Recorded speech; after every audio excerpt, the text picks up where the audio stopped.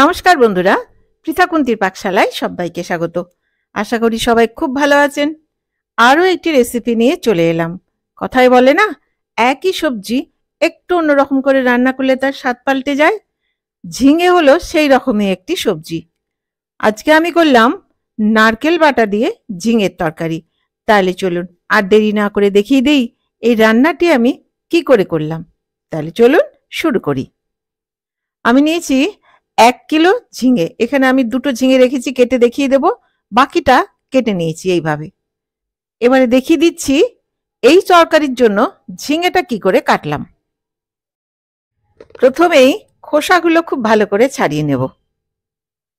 একটু একটু খোসা থাকলেও হয়, কিন্তু আমাদের এই বাড়িতে আমার শাশুড়ি মা একদম খোসা পছন্দ করতেন না।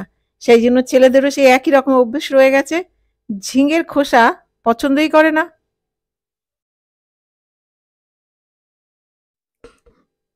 খোসাটা তুলে নিলাম। এবারে ঝিঙের সামনেটা আর পেছনটা কেটে নেব। মাথা দুটো কেটে নিলাম, দিয়ে মাঝখান থেকে কেটে একেবারে চিড়ে নিয়ে 1 ইঞ্চি টুকরো করে কেটে নিচ্ছি। ঠিক এই রকম যেমন দেখিয়ে দিলাম এইভাবেই কেটে নিতে হবে।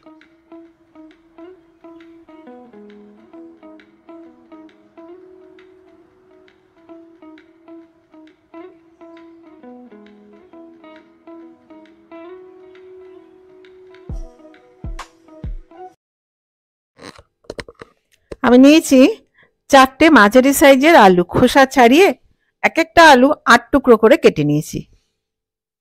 গ্যাস অন করে একটা কড়াই আমি গরম করে নিচ্ছি। কড়াই গরম হয়ে গেছে, দিয়ে দিলাম 2 টেবিল চামচ সর্ষের তেল। তেলটাও গরম করে নিলাম। এবারে দিয়ে দিচ্ছি এর মধ্যে একটা তেজপাতা আর 1/4 চা চামচ গোটা জিরে, আর দিয়ে দিলাম 2টো শুকনো লঙ্কা হাফ করে নিয়েছি। কয়েক সেকেন্ড আমি নেড়ে নেব। খুব সুন্দর একটা গন্ধ বেরিয়েছে। এবারে দিয়ে দিলাম আলুর টুকরোগুলো। আলুর টুকরোগুলো দিয়ে হালকা করে ভেজে নেব, হালকা বাদামি করে। আলুগুলো হালকা বাদামি হয়ে গেছে। এবারে দিয়ে দিচ্ছি আমি 5টা মাঝারি সাইজের পেঁয়াজ কুচোনো। পেঁয়াজগুলো হালকা ব্রাউন করে ভেজে নেব। পেঁয়াজগুলো খুব বেশি ভাজার দরকার নেই, হালকা ব্রাউন করে ভেজে নিলেই কিন্তু হবে। হালকা ব্রাউন হয়ে গেছে। এবারে দিয়ে দেবো কয়েকটি মশলা।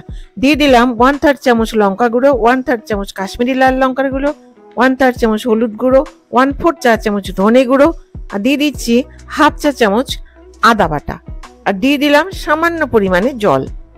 দিয়ে খুব ভালো করে কষিয়ে নিচ্ছি এটা মিডিয়াম ফ্লেমে, সুন্দর মশলার গন্ধ বেরোনো পর্যন্ত। প্রায় 2 থেকে 3 মিনিট ভাজলেই কিন্তু হয়ে যাবে। এর মধ্যে খুব বেশি তেল দেওয়ার কিন্তু দরকার নেই, আর খেয়াল রাখবে যেন পুড়ে না যায়। সেই জন্য ফ্লেমটা মিডিয়ামেই রাখতে হবে, মিডিয়াম টু লো অথবা মিডিয়াম।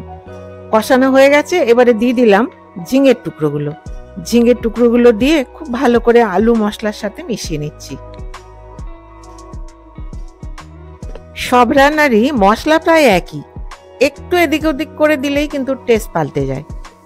দেখো খুব ভালো করে এটা আমি মিশিয়ে নিলাম। এবার আমি দিয়ে দেব স্বাদ অনুযায়ী লবণ। দিয়ে দিলাম স্বাদ অনুযায়ী লবণ, যে যেমন লবণ পছন্দ করবে দেবে। আর লবণটা দিলে অটোমেটিক্যালি ঝিঙে থেকে জল বেরোবে, আর সেই ঝিঙের জলেই কিন্তু ঝিঙেটা সেদ্ধ হবে। লবণ দিয়ে খুব ভালো করে এটা মিশিয়ে নিলাম।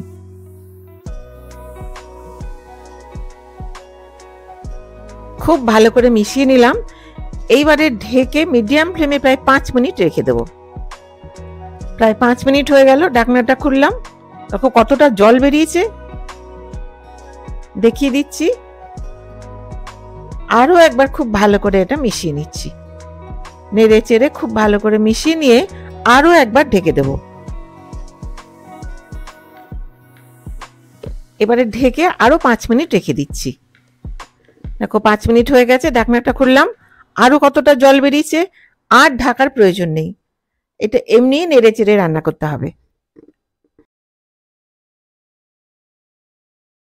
এই পর্যায়ে এসে ফ্লেমটা কিন্তু বাড়িয়ে দিলাম। এটা সেদ্ধ হওয়ার তার প্রশ্ন নেই, সেদ্ধ হয়ে গেছে। দিয়ে দিলাম 5 চা চামচ নারকেল বাটা, একদম পেস্ট। দিয়ে খুব ভালো করে এটা মিশিয়ে একদম শুকনো শুকনো করে নেব। জল জল ভাবটা যেন না থাকে, সেই অবস্থা পর্যন্ত নেড়ে নিতে হবে। একদম শুকনো শুকনো হয়ে গেছে, দেখো একটু জল নেই। এই সময় আমি এর মধ্যে দিয়ে দেবো গরম মশলার গুঁড়ো। দিয়ে দিলাম 1/4 চা চামচ গরম মশলার গুঁড়ো, দিয়ে খুব ভালো করে মিশিয়ে নিচ্ছি। এটা খেতে যে কি ভালো হয়, গরম মশলার গুঁড়ো, ঘি, কাঁচা লঙ্কা সবকিছু তো এর মধ্যে পড়বে। দিয়ে দিলাম 6টা চেরা কাঁচা লঙ্কা, আর দিয়ে দিলাম 1 চা চামচ ঘি, দিয়ে এটা খুব ভালো করে মিশিয়ে নিচ্ছি। রান্নাটা কিন্তু প্রায় কমপ্লিট। এবারে ভালো করে মিশিয়ে নিয়ে গ্যাস বন্ধ করে দেবো। গ্যাসটা বন্ধ করে দিলাম, দিয়ে ঢেকে আমি 5 মিনিট রেখে দিচ্ছি। 5 মিনিট হয়ে গেল, ঢাকনাটা খুললাম।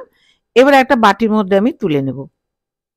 যারা আমার চ্যানেলটি এখনো সাবস্ক্রাইব করেননি তারা প্লিজ সাবস্ক্রাইব করে দেবেন, আর পাশে থাকা বেল আইকনটি প্রেস করতে ভুলবেন না, যাতে আমার ভিডিও নোটিফিকেশনগুলো সবার আগে আপনার কাছে পৌঁছে যায়। আর যারা ফেসবুক থেকে দেখছেন তাদেরকে আমার চ্যানেলটি ফলো করার অনুরোধ রইল। তাহলে বন্ধুরা, তৈরি নারকেল বাটা দিয়ে ঝিঙের তরকারি। তাহলে আমার এই ভিডিওটি যদি ভালো লেগে থাকে তাহলে please give a thumbs up, share, আর হ্যাঁ, কমেন্ট করতে ভুলবেন না। আপনারা বাড়িতে করুন, খান, আর আমাকে কমেন্ট করে জানান কেমন লাগলো। তাহলে দেখা হচ্ছে আরেকটি নতুন ভিডিও নিয়ে। আর আমার এই ভিডিওটি শেষ পর্যন্ত দেখবার জন্য ধন্যবাদ। ভালো থাকবেন, সুস্থ থাকবেন।